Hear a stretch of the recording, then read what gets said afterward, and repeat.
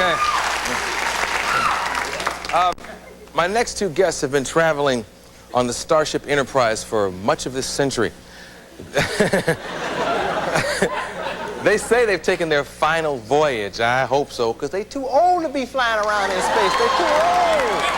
Yeah, they're too old to be flying around. You remember that scene in Star Trek 6 where the Enterprise was flying and the left blinker was on for like an hour?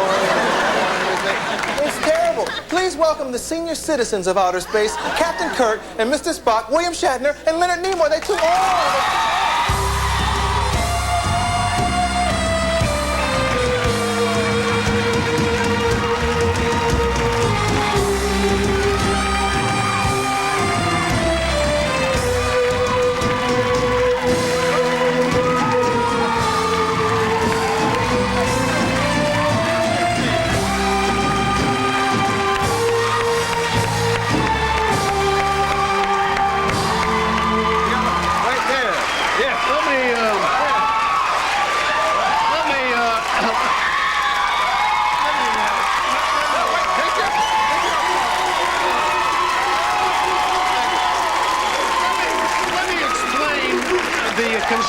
The construction of a laugh here.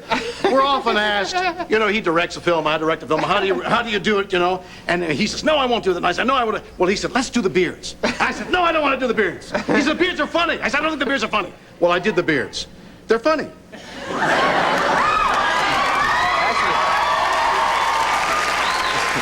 You're going to travel the galaxy on your show for 25 years, and you're going to wear that. My ears are so small, I can't make it stay on. I keep falling. You know what's interesting? Have a seat, guys. Have a seat.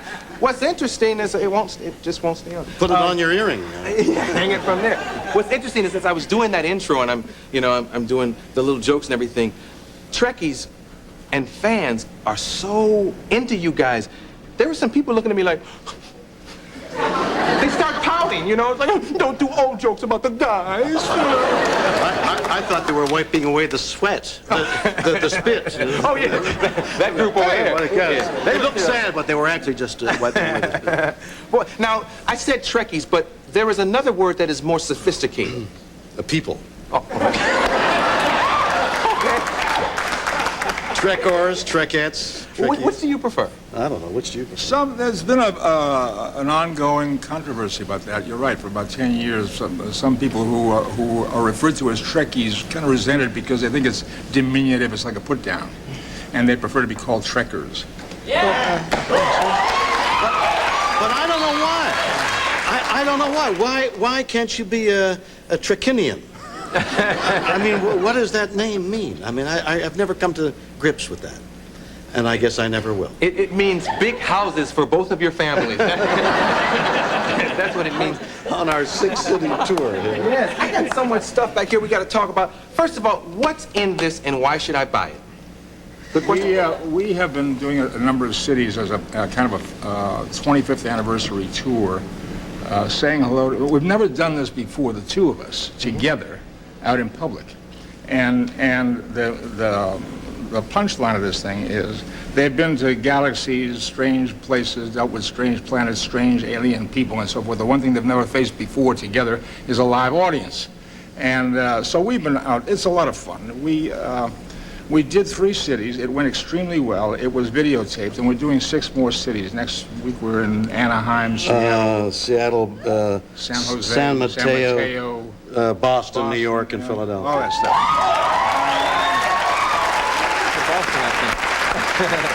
We have never done it before, and we may never do it again.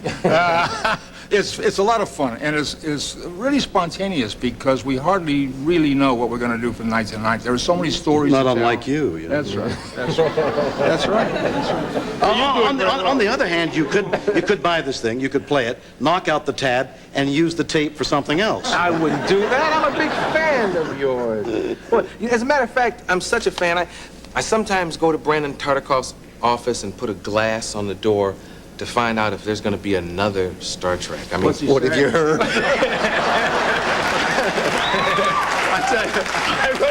I wrote a letter suggesting a plot line for Star Trek 7. I've never heard from him. So you'd like to do one? Well, would you like to do We'd both love to do it, but Bill and I have a difference of opinion about whether or not we're going to. My feeling is they put us out to pasture. We've done it, you know.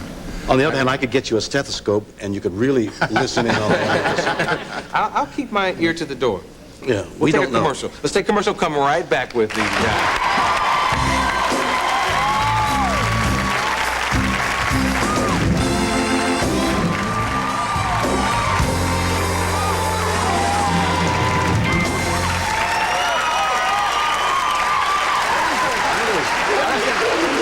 That's our intergalactic symbol of approval. It's either that or it's power. You know to where the it actually people. comes from? I'm from Cleveland, and if you sit in the end zone in Cleveland Stadium, the team's known as the Dogs, and I brought that with me. And the reason they're known as the Dogs is because they never win. Hey! I'm sorry! I just came back from Cleveland. They told me that. They treated you good, too, and I'm I had glad. a great experience in Cleveland. Can I tell you about it? Sure.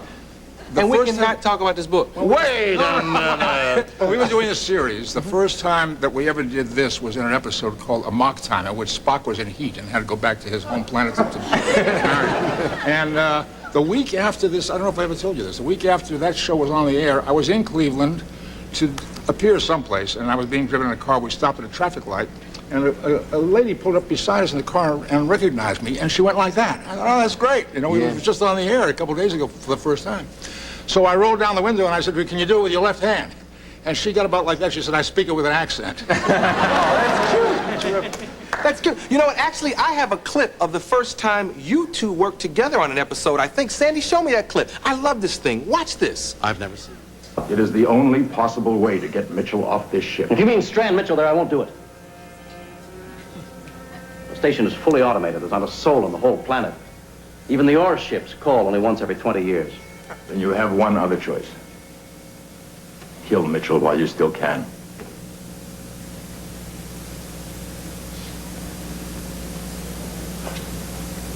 Get out of here. It is your only other choice. Assuming you make it while you still have time. Will you try for one moment to feel? At least act like you've got a heart.